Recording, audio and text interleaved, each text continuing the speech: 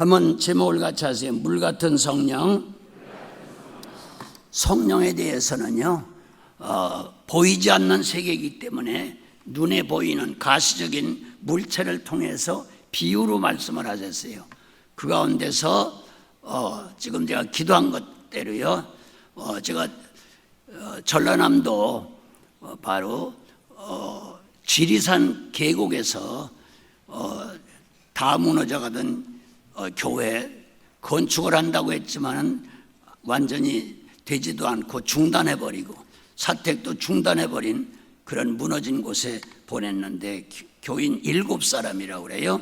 그래서 다시 이제 교회를 시작해서 열심히 한참 일하고 있는데 성령이 강제적으로 전 거기서 뼈를 묻겠다고 했는데, 왜냐하면 여러분들 아시겠지만요, 그 지리산이 아주 공비로서 꽉 찼던 곳이거든요. 많은 희생자들이 탄생한 곳인데 거기서 저도 뼈를 묻으려고 했는데 성령의 강제로 저를 이끌어서 서울로 오게 하셨어요. 나도 몰라요. 강제로 끌려왔으니까 성령에게. 그러더니 삼각산에 보냈어서 사흘 동안 기도를 하게 하시는데, 기도하려고 하는 첫날부터 사흘 동안 비가 퍼붓는 거예요. 사흘 될 때는 너무너무 억수 같은 비가 와서 도저히 바위 위에 더 있을 수가 없어가지고 바위 굴 속에 들어가서 기도할 때 하나님께서 역사하신 그 여러 가지 내용이 있습니다. 그런데 이상한 것은 그 억수 같은 비가 퍼붓는 그날 바로 여러 가지 기적이 나타나서 이 교회가 그때에 벌써 태동이 된 것을 믿으시길 바랍니다. 아멘. 그건 분명히 내용을 보면요, 세계복음화라고 하는 거예요. 그러니까 민족복음화와 세계복음화. 그래서 그 보여주신 게요, 교회를 선교체제로 해야 되겠다 해가지고 그때는 선교라는 이름이 없을 때 선교체제의 확립, 그 다음에 민족복음화의 기수, 세 번째가 세계복음 수출. 왜 수출을 말 썼느냐면 전부 하나부터 10까지 우리는 외국에서 얻어다 수입하다 먹었기 때문에 수입이라는 수출인 말 썼어요. 그래서 세계 복음 수출의 센터라고 하는 그 3대 목표를 가지고 그것 때문에 교회가 세워진 거예요. 아멘. 근데 완료는 안 됐지만은 그래도 하나님께서 저를 잘못한 너무나만데도 멸하지 아니하시고 근근히 하게 하셔서 이제 힘 있는 담임 목사님이 오셔서 그 일을 바톤을 쥐고 감당하게 하신 것을 생각할 때 너무나 감사합니다. 아멘. 이제 오늘의 이 말씀은 교회의 직분을 맡은 여기 서 있는 제 자신을 비롯해서 모든 교육자들과 우리 장로님들이라고 하게 되면요, 바로 교육자도 장로입니다. 목사도 바로 장로인데 말씀을 증거하는 강도권을 가진 장로님이고, 그냥 장로님은 치리권을 가진 장로님이요. 그러나 성경이나 우리 장로교 총회 법대로 말하면 목회자들과 장로님들이 똑같은 장로라고 하는 것을 우선 아시길 바랍니다. 아멘. 그럼 장로라고 하는 것은 한마디로 말해서 교회 성도들의 아버지예요. 아버지. 그러니까 장로님들이 되실 분, 또 되신 분, 우리 교육자들은 꼭 생각하고, 아하, 나는 교회 성도들의 아버지 역할을 감당해야 될 그런 엄청난 의무와 책임을 갖고 있구나 하는 것을 알아야 될 줄 믿습니다. 그럼 권사라고 하는 것은 뭐냐? 어머니예요. 모든 교인들의 어머니 노릇이에요. 어머니가 어떤 분이라고 하는 것은 제가 설명하지 않아도 권사님들 다 어머니였으니까, 또 어머니니까 어머니가 뭐라고 하는 것을 알게 되겠죠. 그래서 어머니라고 하는 것을 생각하시고요. 아멘. 그리고 집사라고 하는 것은 장형입니다. 맏형, 형제 중에 맏형이요. 우리 담임 목사님도 여러 남매 중에 맏아드님이시죠. 저도 맏아들이에요. 네, 우리 어머니가 만약에 낳고 하나님이 주신 생명이 다 자랐다면 저희 형제가 한타였어요. 한타. 12이에요. 근데 살아남은 사람들이 8인데 제가 하여튼 어쨌든 전 장자로 태어난 사람이에요. 그래서 굉장히 무거워요. 자랄 때 아버님이 늘 말씀하시고 할머니나 우리 어머니 말씀, 너는 장자다. 장자는 부모를 대표하는 거다. 그러므로 동생들을 자식처럼 사랑해야 된다. 그리고 반드시 엄마 아빠가 해야 될 것을 네가 해야 되고, 동생들을 아빠처럼 그렇게 엄마처럼 돌봐야 된다. 그런 얘기를 했어요. 그래서 이 성경을 보니까 바로 집사라고 하는 것은 교회의 장형이다, 장자다 하는 것을 아시고요. 오늘 특별히 직분을 맡으신 분들과 직분을 또 맡아야 될 그런 후보로 추천되신 분들은 저와 함께 다 같이 오늘 주시는 말씀의 은혜를 받아야 될 줄 믿습니다. 그럼 왜 직분에 대해서 주제를 또 본문을 택하지 않고 성령에 대해서 택했느냐? 절기 끝날, 성경이 끝날이라는 말이 많이 나오는데 오늘 이 세계는 누구를 막론하고 초세, 중세, 말세라고 할 때 다 말세라고 하고, 말세 중에도 말세이기 때문에 오늘 우리가 살고 있는 세대는 역사상 인류 역사의 끝날인 줄 믿습니다. 그 끝날에 예수님께서 그냥 앉아서 말씀 많이 하시는데 서서 가라사대, 절기 끝날 그냥 가라사대, 큰 소리로 외쳐 가라사대, 같이 큰 소리로 외쳐 가라사대. 이상하잖아요? 그때는 물론 마이크가 없었겠지만요. 아니 일어서셔서 큰 소리 외쳐 가라사대, 바로 한마디로 말하면 성령을 받으라는 거예요. 할렐루야. 근데 이 성령을 받기만 하게 되면 목마른 것이 해결될 뿐만 아니라 그 배에서 생수가 강같이 흘러나리라, 그렇게 강물로 말씀하셔요. 강물. 그러니까 성경을 읽을 때 강물 하게 되면 그 무슨 뜻일까? 또 샘물, 또 음물, 그 다음에 또 생명수, 생수, 물, 그런 물에 대한 말이 여러 가지로 표현되어 나와요. 다 같은 얘기죠. 그 물이 나오거든, 이것은 바로 하나님의 성령을 말한다, 그렇게 이해하면 되겠어요. 그럼 성령을, 눈에 보이지 않는 성령을 보이는 세계로 설명을 해야 이해를 하기 때문에 7가지로 비유로 말씀하시는데, 그 가운데서 가장 중요한 거, 바로 이 교회가 탄생될 때 사흘 동안 저는 바우 위에서 비를 맞고 있었거든요. 그 마지막 새벽에는 너무너무나 억수 같은 비가 퍼붓는데, 그때 하나님이 환상을 보여주신 게 바로 이 교회 탄생의 원인이 됐다고 말씀했죠. 아멘. 그래서 지금 그 7가지 그 비유 가운데 바로 물 같은 성령이라고 하는 물성령. 그래서 내가 주는 물을 마시면 영원히 목마르지 않는다. 예수님도 요한복음 4장 14절에 그렇게 기록하셨어요. 같이 내가 주는 물을 마시면 영원히 목마르지 않는다. 그럼 주님이 주시는 물은 뭐예요? 성령을 말하는 거예요. 왜? 성령으로 잉태하셨고, 또 잉태할 뿐만 아니라 주님이 세례받고 올라오실 때 비둘기 같은 성령이 임하셨고, 또 성령이 기록하기를 예수님은 성령으로 세례주러 오신 분이다. 믿습니까? 네. 그리고 예수님 부활할 때도 첫 번 나타나신 말씀이 평강이 있을지어다 숨을 내쉬며 가라사대 성령을 받아라. 그게 바로 요한복음 20장 22절에 기록된 말씀이에요. 성령을 받아라. 부활하시고 첫 번 나타나서 하신 말씀이 같이 하세요. 성령을 받아라. 네, 바로 그 말씀을 하셨고, 또 우리가 잘 아는 대로 누가복음 11장에는 자, 구하라, 찾아라, 문을 두드리라, 그럼 다 해결해 줄 것이다. 그러나 너희가 구할 때 성령을 주시지 않겠느냐. 성령을 구하라는 거예요. 믿습니까?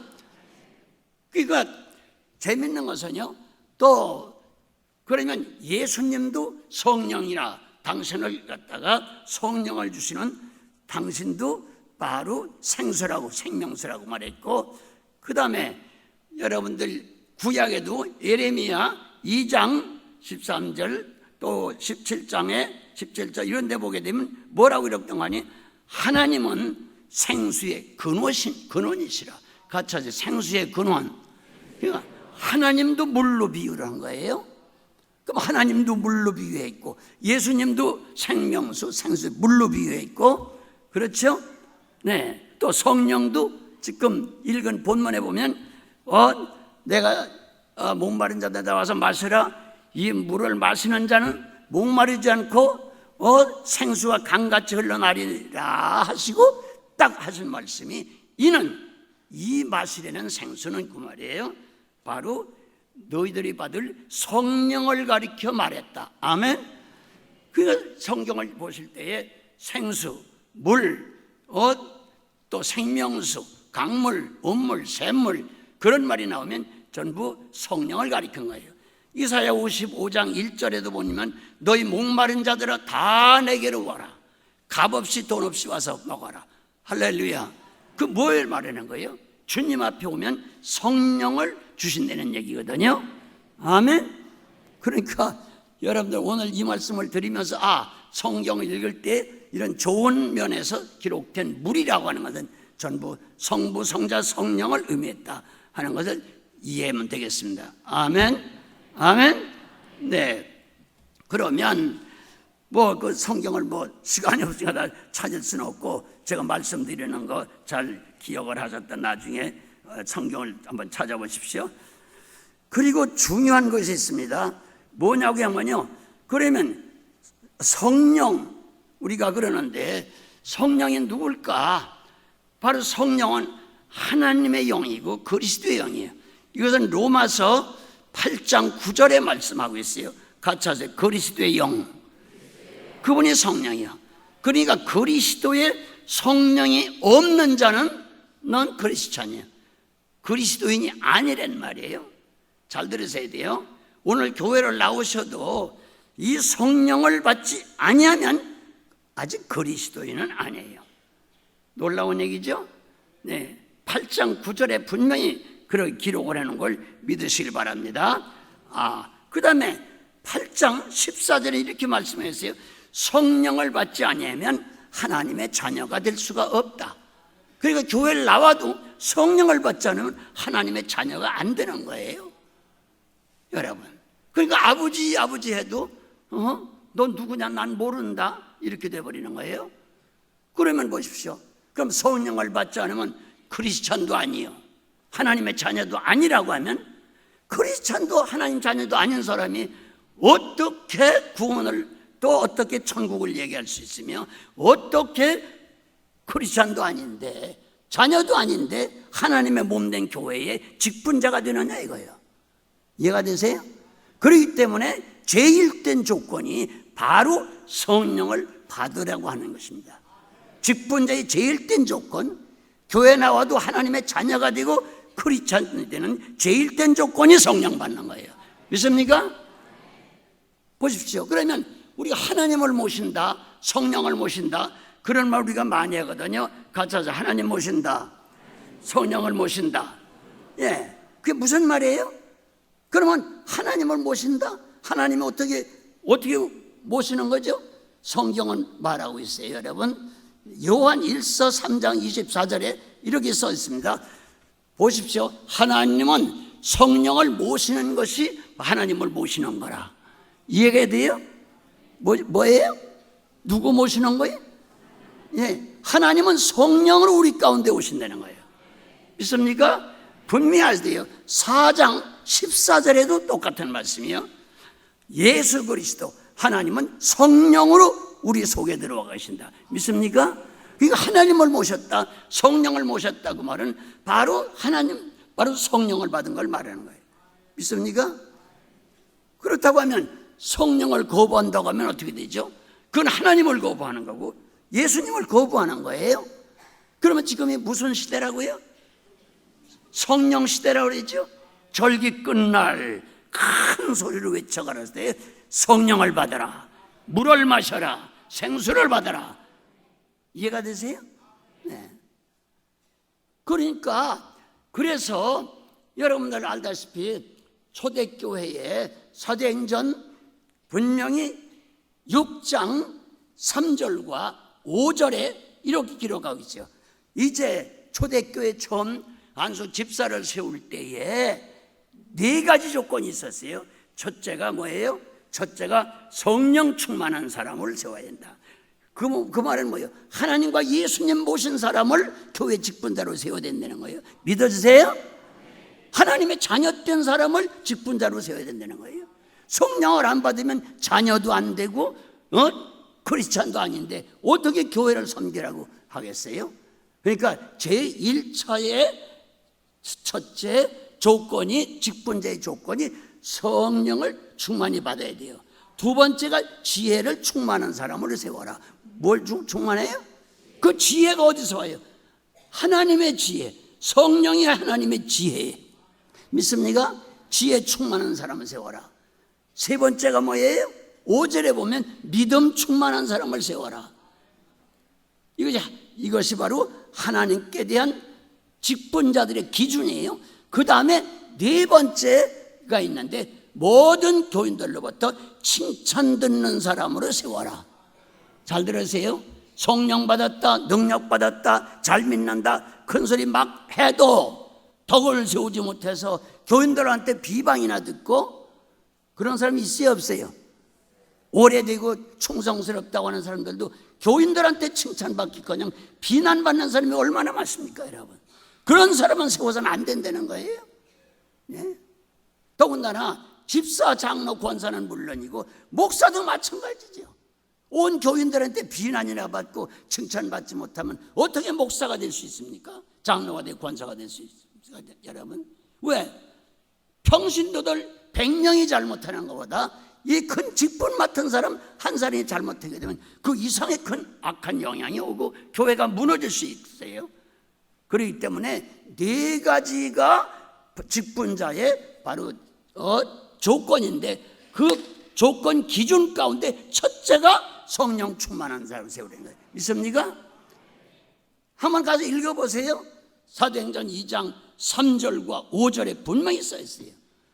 그렇기 때문에 우리들은 이번에 이 교회와 직분에 대한 말씀을 이제 새벽마다 제가 할 텐데 그때마다 교회가 어떤 거다, 직분자가 어떤 거다, 이 직분을 바로 알고 하면은 어떤 이 땅과 자손들과 하나님 앞에, 교회 앞에 큰 은혜와 복을 받는다 하는 걸 알게 될 것이고, 이 직분을 가졌으면서도 성령 충만하지 못해가지고 지혜가 충만하지 못하고 믿음에 충만하지 못하고 인간의 생각으로 살아왔다고 하게 되면 형벌이 얼마나 무섭다.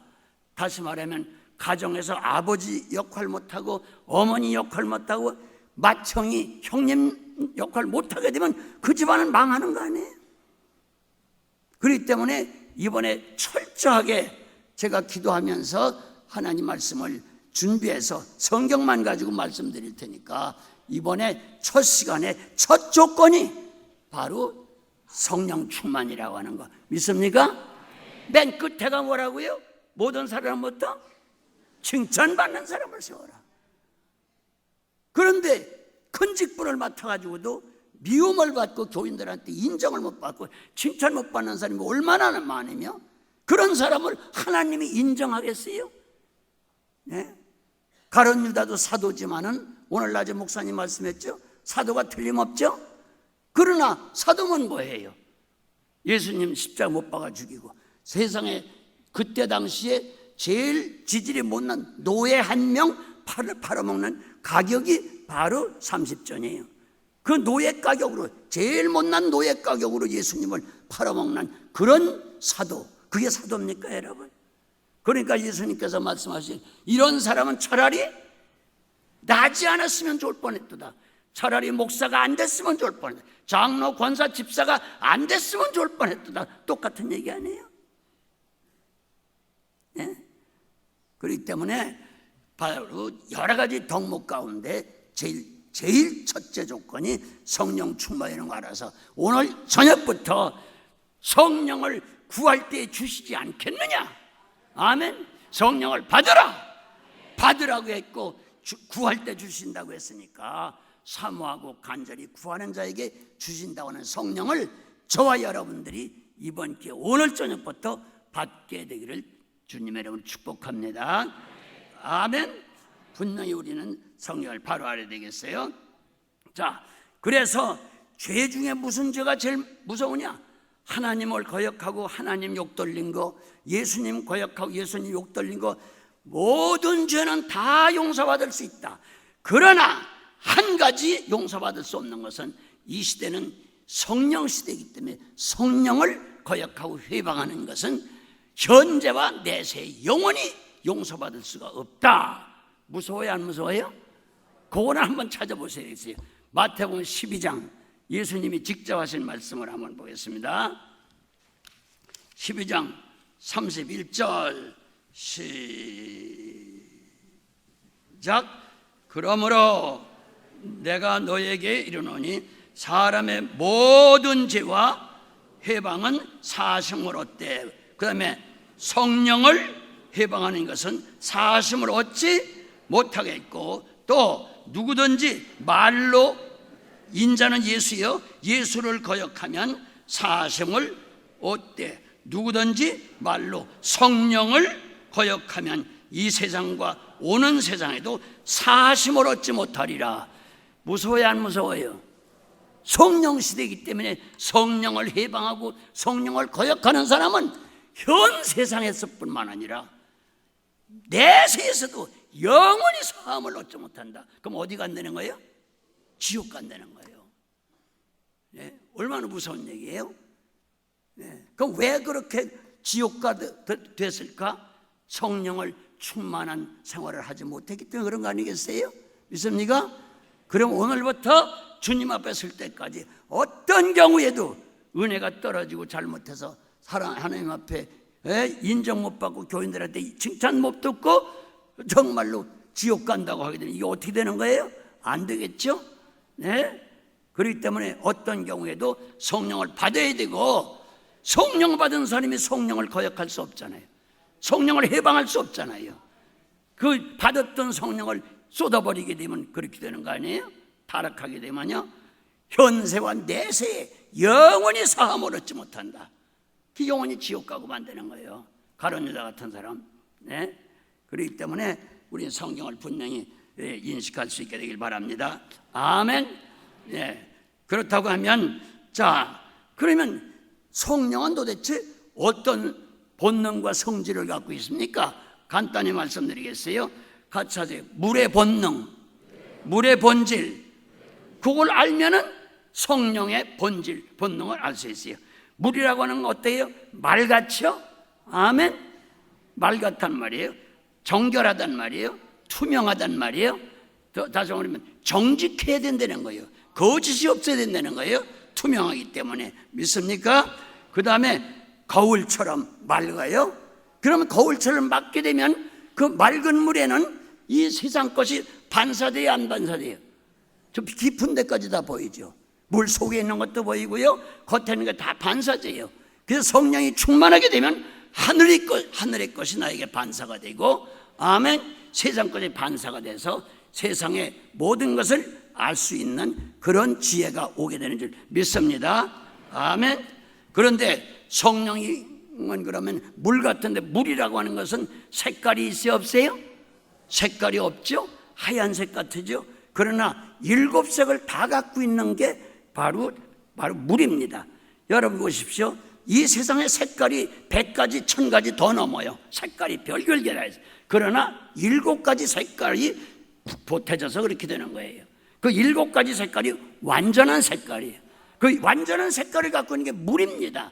그런데 그 완전한 세상 색깔을 다 갖고 있으면서도 물은 절대로 보통 때는 항상 하얗게 맑아요. 믿습니까? 그럼 어떻게 하느냐?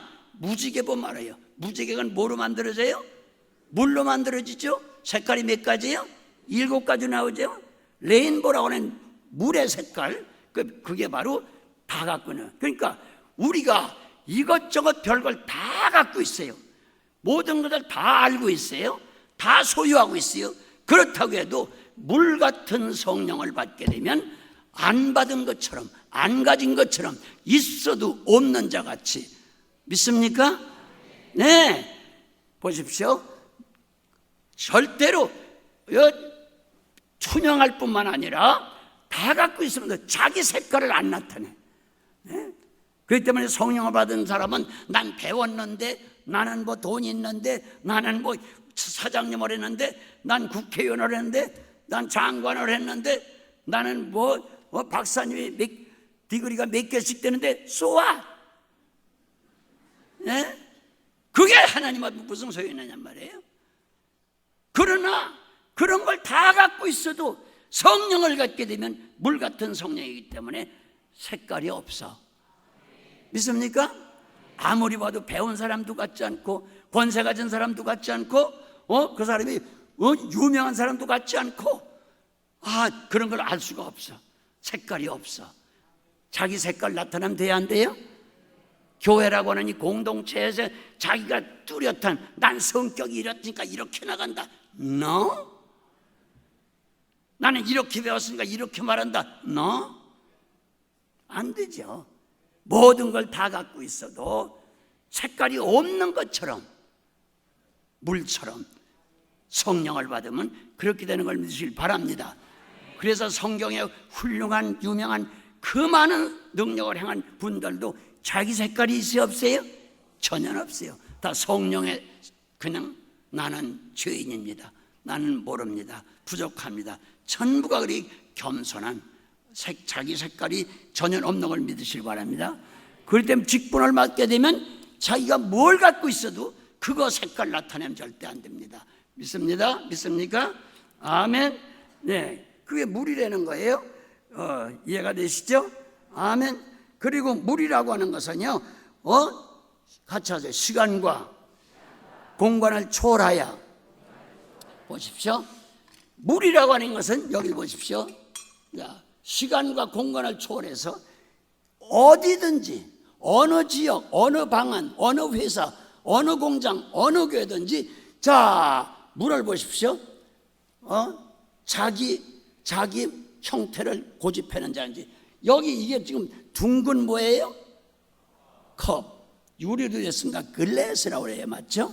글래스. 네. 이 글래스라고 하는 이게 원형으로 되어 있어요. 그럼 이 속에 물은 무슨 형이에요? 원형이죠. 그러니까 여기 오니까 원형의 그릇으로 들어가니까 물이 원형이 돼요. 네모진데 물을 담으면 뭐가 되죠? 물이 사각형이 돼요. 긴데 물을 담으면 뭐가 되죠? 물이 길게 되죠. 넓은데 물을 담으면 모양이 넓게 되죠. 그러니까 자기의 그 어떤 외형을 고집하지 않아. 어디 가든지 거기에 적응하는 거예요. 성령 못 받은 사람이 난 어떤 데서 사업했고 어떤 학교를 나오고 어떤 나는 뭘 알고 돈을 갖고 있으니까 이렇게 해야 되는지 저렇게 해야 되는지. 그건 성령 받지 못하는 거예요. 물은 그렇지 않아요. 물이라고 하는 것은 높은 데도 처할 줄 알고, 낮은 데 가면 낮은 데 처할 줄 알고, 부한 데 가면 부한 사람이 될 줄 알고, 가난한 데 가면 가난한 사람처럼 되고. 믿습니까? 믿습니까? 로마에 가면 어디 법을 따르고, 한국 오면 한국 법을 따르고, 네? 중국 가면 중국 사람 같이, 러시아 가면 러시아 사람 같이 어디 가든지 거기에 적응하라는 거예요. 믿어집니까? 그 나라의 문화에 적응하지 않으면 선교를 할 수가 없는 거죠. 믿습니까? 예수님께서는 바닷가에 가면 바다에 대해서 천국 얘기를 하시고, 장사하는 데 가시면 장사꾼 얘기를 해서 천국을 설명하시고, 여러분 농사짓는 데 가면 농사 씨 뿌리는 거, 거두는 거, 타작하는 것, 열매 맺는 것, 그런 농사를 통해서 천국을 설명하시고. 이해가 되세요? 포도 짜고 포도 만들면 포도에 대해서 그걸 가지고 설명하시고, 어디 가든지 적응하시는 거예요. 믿습니까? 나는 돈 있는데 부자인데 가난한 사람하고 내가 얘기할 수 있나? 나는 많이 배웠는데 이 사람하고 상대가 되겠나? 있을 수가 없어요. 물이라고 하는 것은 시간과 공간을 초월해서 어디 가든지 바로 거기에 적응하는 거예요. 믿습니까? 오늘 목사가 되려면, 목사라고 하는 장로가 되려고 하면요, 여러분, 또 우리 장로님, 권사님, 집사님, 이런 직분자가 되려고 하면 이것이 철저히 몸에 배야 돼요. 아멘. 우리 임 목사님은 제가 꼰대입니까? 잘난 척 합니까? 배운 척 합니까? 잘 모르겠어요. 애들 가면 애들하고 친구가 되고, 어른 가면 어른하고 친구가 되고, 노인한테 가면 노인의 친구, 여자한테 가면 여자가 친구가 되고, 남자한테 가면 남자 친구가 되고. 할렐루야. 어디나 적응하는 거예요. 언제나 어디서나 어느 곳을 가든지 어느 나라를 가든지. 그러니까 세계 각 나라에서 저 같은 사람 오래는 거 아니에요? 그러니까 그 사람들이 눈이 삐었지. 예? 제가 젊은 줄 아나 봐. 젊은이처럼 또 행동하니까요. 네. 어떤 사람 제가 이 계단 올라올 때마다 보통 2계단씩 막 뛰어 올라오니까 이거 희한하다 그래요. 현행이 뭐 이러니? 딴 사람이 그렇게 뛰는 걸 내가 봤으니까 그렇게 하는 거지. 예? 젊은이들이 앞에 가면 나도 젊은이들 못지않게 하는 거예요. 여러분, 이러한 적응력이 없으면 안 됩니다. 아멘. 그 다음에 이제 보십시오. 이 물이라고 하는 것은요, 기후에 따라 모든 모양이 바뀌어요. 예? 보십시오. 형태가 다 달릴 테니까 보십시오. 여기 지금 이게 뭡니까? 액체예요. 뭐예요? 이건 뭐예요? 온도가 영상이에요. 영상이면 액체예요. 그렇죠? 그러니까 이 물은 뻣뻣해요. 부드러워요. 예. 직분자가 되려고 하면 부드러워야 돼요. 물처럼. 네? 물이 뭐 꺾어지고 엎어지고 무슨 물이 뭐 굳어지는 거 있습니까? 네. 영상 시대에 가면 열이 영상이다 하게 되면 거기 가서는 물이 분명히 부드러운 액체가 돼요. 시원하게 되고. 믿습니까? 그러나 여기다가 영하로 내려가도록 하게 되면 물이 뭐가 돼요? 고체가 돼요. 뭐가 돼요? 냉랭한 얼음이 돼요. 하나님께서는요, 공의라고 하는 아주 냉정하신 분이에요. 무서우신 분이에요. 그래서 하나님을 그냥 섬겨서는 안 돼요. 사랑하니까 너도 나도 다 좋다. 동네에 호래비 사장 다 부르다 다녀? 말도 안 되는 거예요. 네? 주님은 의로우신 분이기 때문에 보통 무서운 분이 아니야. 그렇기 때문에 어떻게 섬겨라? 두려움으로 섬겨라. 경외라는 게 무슨 외자인지 아세요? 그게 두려울 외자예요. 공경하되 하나님을 두려움으로 공경하라. 왜 그래요? 하나님은 물 같은 분이시기 때문에 물이라고 하는 것은 여기다가 영하로다가 냉각시키면 이 물이 금방 액체가 돼요? 고체가 돼요? 바위 덩어리처럼 돌멩이 좀 고체가 돼요. 믿습니까? 믿어져요? 그 다음에 여기다가 100도 이하의 열을 가하면 어떻게 돼요? 빨리 기체가 돼요. 뭐가 돼요? 기체가 돼서 다 위로 올라가요. 맞아요? 안 맞아요? 이해가 되세요? 같이 하세요. 고체가 되고 기체가 되고 액체가 되고 기후에 따라서 형태가 다 변해요. 그러나 꼭 하나 할 것은 얼음이 되든 보십시오. 고체, 기체가 되든 수증기가 되든 그 다음에 액체가 되든 물의 본질은 변해야 안 변해요? 안 변해. 우리 알아야 돼요. 신앙의 본질은 철저하게 지켜야 돼요. 변해서는 안 돼요. 그렇기 때문에 이것을 조금 어려운 말로 말하게 되면 이 물이 이렇게 변형되는 것은 바로 물리적인 변형이지 변화가 아니에요. 변화라고 하는 것은 질이 바꿔지는 걸 변화라고 그래요. 그래서 화학적인 변질이 아니라 질이 바뀌어지는 화학적인 변질이 아니라 물리적인 변형. 같이 하세요. 물리적인 변형. 변화가 아니에요. 물리적인 변형이요. 변질이 아니에요. 믿습니까?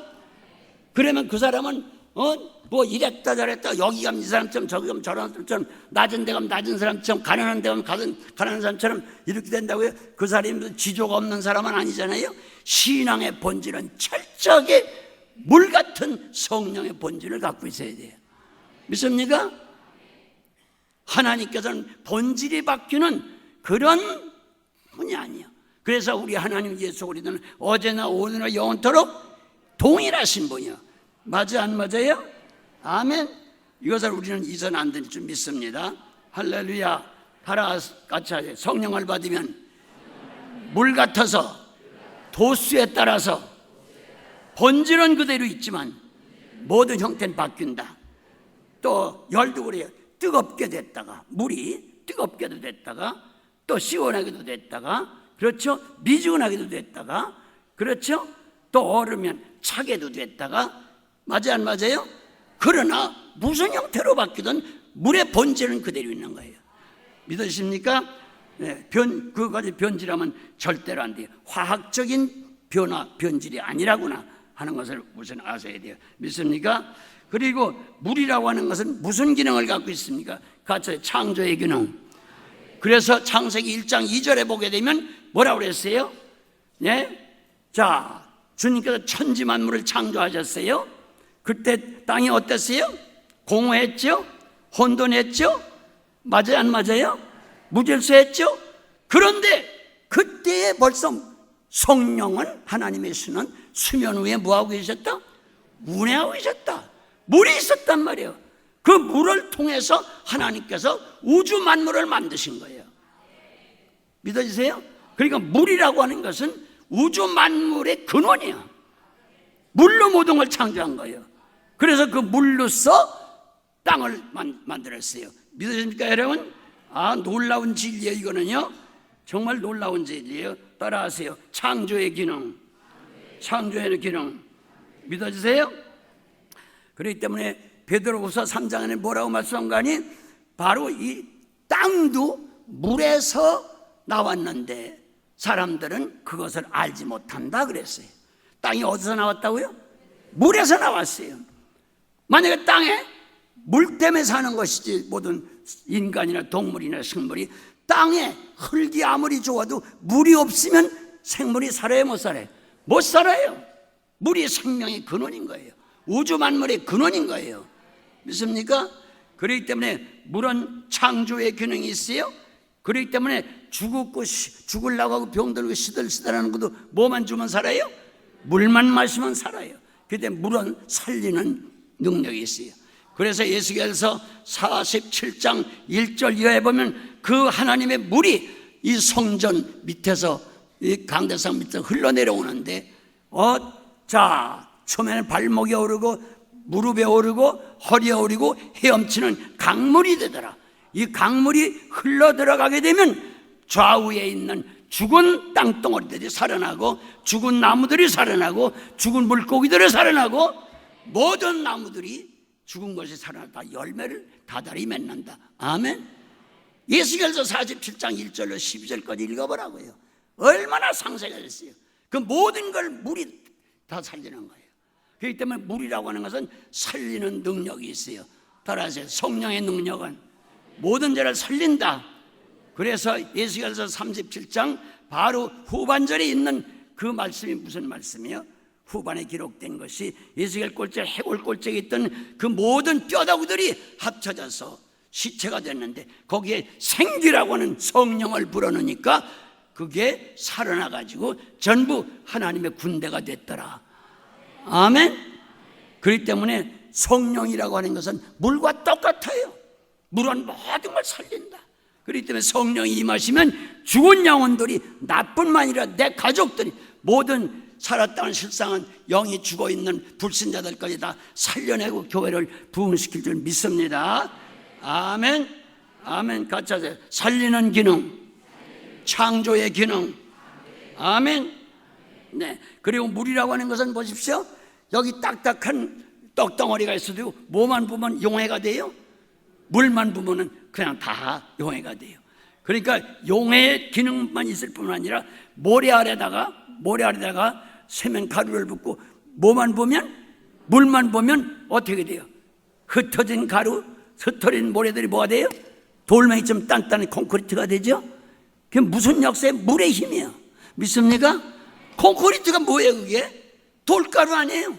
돌가루도 물만 보면 그게 돌멩이처럼 단단하게 된다니까요. 그렇기 때문에 성령이 오시면 우리의 심령이 단단해지고, 교회가 든든한 교회가 되고, 성령이 있는 가정은 든든한 가정이 되고, 아멘. 그 다음에 바위덩어리처럼 깨지지 않던 영감이고 마누라고 믿지 않는 사람들도 성령의 능력, 물만 들어가면 다 풀어지는 줄 믿습니다. 그러니까 용해시키는 기능이 있고 결집시키는 기능인 것을 믿으시기를 바랍니다. 아멘. 할렐루야. 그리고 물이라고 하는 것은, 그러니까 물은 생명수, 따라서 생수, 생명수, 살아나는 거죠? 맞죠? 네, 물은 살리는 거라고 그랬어요. 그러면 살린다고 하는, 생명이 있다는 건 가만히 있는 거예요, 움직이는 거예요? 빨리 움직이는 거예요. 그러니까 물이라고 하는 건 움직여야 되지, 만약에 이 물이라고 하면서 이게 움직이지 않고 샘솟던 거나 흐르던 물이 딱 정지된다고 하면 그 물은 뭐예요? 두 가지요. 증발이 되던가, 따라서 증발이 되던가, 그 다음에 썩던가. 이해가 돼요? 그럼 물이 다 증발되면 살았던 거 다 어떻게 돼요? 이 몸에도 수분이 증발되면 사람도 죽어요. 어떤 나무도 물이 증발되면 다 죽어요.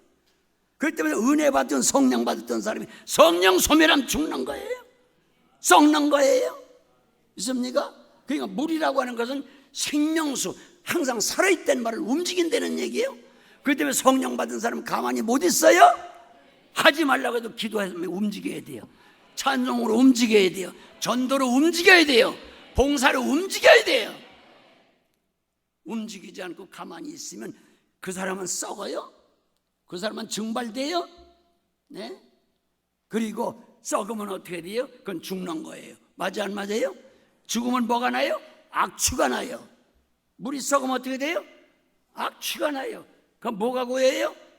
더러운 것들이 들어가고요. 그렇죠? 남까지 병들게 해요. 그 물을 마시면. 맞아 안 맞아요? 그래서 물의 오염이 무서운 거 아니에요? 믿습니까? 그렇기 때문에 오늘날 교회가 왜 썩었어요? 왜 악취를 풍겨요? 왜 세상 사람들이 교회에 대해서 등을 돌리고 냄새 난다 그래요? 교인들 냄새 난다. 그게 무슨 소리예요? 교회가 썩었다는 얘기 아니에요? 왜 그래요? 제대로 살아 움직이질 않아서 그런 거예요, 여러분. 전도하려도 전도를 합니까? 기도하려면 기도를 합니까? 찬송하면 찬송을 합니까? 봉사하려면 봉사를 합니까? 네? 이게 움직이지 않으니까 다 죽고 썩는 거예요, 여러분. 증발되고 말이죠. 안 되겠죠? 그렇기 때문에 오늘 직분자들은 분명하게 돼요. 아하, 내가 직분을 맡았고 앞으로 큰 직분을 맡게 되면 나는 절대로 정지돼서는 안 되겠다. 믿습니까? 움직여야 되겠다. 할렐루야. 그것이 바로 나도 살고 남도 살리는 거예요. 믿으십니까 여러분? 할렐루야. 그 다음에 같이 하세요. 마지막으로 성령을 받으려면, 그럼 이 물을 마시려면, 여러분 성령 받고 싶어 안 받고 싶어요? 조금 많이, 조금 충만히. 언제? 지금 어디서? 여기서, right here, right now. 할렐루야. 오늘 이 자리에서 받아야 돼요. 누가? 내가 받아야 돼요. 남이 받아도 소용없어요. 네? 남 받으면 나 썩으면 끝나는 거예요. 근데 오늘 받아야 돼요. 그런데 하나님은 받으라고 했어요, 안 받으라고 했어요? 무하는 자에게 주시겠다? 구하는 자에게 주시겠다. 믿으십니까 여러분? 네. 그러면 그럼 그냥 구하면 될까? 그냥 구하면 안 돼요. 요거 꼭 알아요. 요거 모르면 오늘 헛수한 거예요. 요걸 알아야 오늘 충만히 받아요. 그래야 제1된 직분자의 조건이 해결이 되는 거예요. 할렐루야. 첫째, 물이 충만히 들어오려면, 물이 들어가는 것은, 물은 반드시 낮은 곳으로만 흘러들어가요. 어디로 흘러가? 그러니까 낮은다는 건 뭐예요? 교만이요, 겸손이요? 겸손이에요. 바울 같은 그 유명한 분도, 여러분 디모데전서 1장에 뭐라고 그래서 나는 죄인 중에 괴섭니라 그랬어요. 그리고 남을 치는 게 아니라 나를 날마다 친다 그랬어요. 가끔 죽는 게 아니라 나는 날마다 죽노라 그랬어요. 죽는 것보다 더 낮아지는 거 없잖아요. 남을 치는 게 아니라 날 친다 그랬잖아요. 우리들은 지금 남을 치고 있잖아요. 만날 김지사 박지사 붙었고 영감이 어떻고 남편이 어떻고. 나도 사부한테 가끔 두드려 맞아요. 물론 주먹으로 맞는 게 아니에요. 왜 이랬어요 저랬어요. 우리 사모도 이제 나 좀 치지 말았으면 좋겠어요. 왜 남을 치려고 그래? 네? 같이 하자. 나를 칩시다. 아멘. 사다보는 나를 친다고 그랬어. 며칠만큼 죽는다? 교회 왔을 때 주여 할 때만 죽으면 어떡해? 날마다 죽어야지. 믿습니까? 낮아진 대로만 해라. 절대로 물은 높은 데 안 올라가. 아, 물 같은 성령은 겸손함 되겠구나. 할렐루야. 그 다음에 두 번째는 물은 닫힌 곳엔 절대 안 들어가. 그러니까 예수님께서 오늘도 내 마음문 밖에 오셔서 뭐 한다고요? 문 열라고? 문 열라고 두드리고 있어요. 인간의 마음문은 빗장이 안으로 잠겨 있기 때문에 내 편에서 열어야 열려져. 주님은 능력이 많지만 인격자이기 때문에 강제로 두들겨 부시고 문을 들어오질 않아. 어떤 국회의원은 국회문도 두드려 부셨다고 그러지만, 예? 여러분 보십시오. 밖에서는 절대 안 두드리죠. 강제성을 안 뜨죠. 안에서 열어줘야 들어오시오. 그러니까 날마다 내가 문 앞에서 너를 두드린다. 뭐 해달라? 문 열어달라. 물이라고 하는 것은 닫힌 곳은 안 들어가. 열려야 돼. 이게 오늘 열어야 돼, 안 열어야 돼요? 어디를 향해서? 하늘을 향해서 열어야 돼. 믿습니까? 마음문을 활짝 열어야 돼요. 믿으십니까? 언제 열어야 돼요? 여는 순간에, 낮아지는 순간에 물은 들어오게 돼 있어요. 믿으십니까, 여러분? 예. 그리고 물이라고 하는 것은 보십시오. 들어가다가도 막히든지 높아지면 안 들어가고, 반드시 물이라고 하는 것은 비어있는 곳만 찾아 들어가셔. 어디만 찾아 들어가? 비어있는 곳만 찾아가.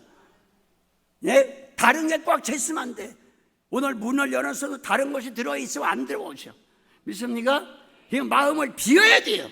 이게 뭡니까? 회개예요. 회개하고 성령을 받으라. 성경은 그렇게 기록되어 있잖아요. 회개하면 성령을 선물로 주시겠다. 믿으십니까, 여러분? 그렇기 때문에 반드시 오늘 이 저녁에 세 가지 같이 합시다. 낮아집시다. 열읍시다. 그 다음에 비웁시다. 뭐를요? 마음을. 그리고 구하는 거예요. 그러면 구하는 자에게 주시지 않겠느냐? 낮아만 자라. 비어만 있어라. 믿습니까? 네, 문만 열어라. 그러면 오늘 저녁에 하나님의 성령이 들어가시겠다. 아멘. 얼마나 쉬운 얘기예요. 은혜 받는 게 그렇게 어려운 게 아니에요. 오늘 이 말씀을 명심하고 하나님의 말씀으로 믿는다고 하면 정말로 오늘 저녁에 성령 충만히 받아서 모든 직분자의 제일된 조건이, 그 기준이 바로 성령 충만이라는 거 알아서 이 시간에 합심해서 한번 그 자리에서 한번 다 일어나서 한번 기도하십시다.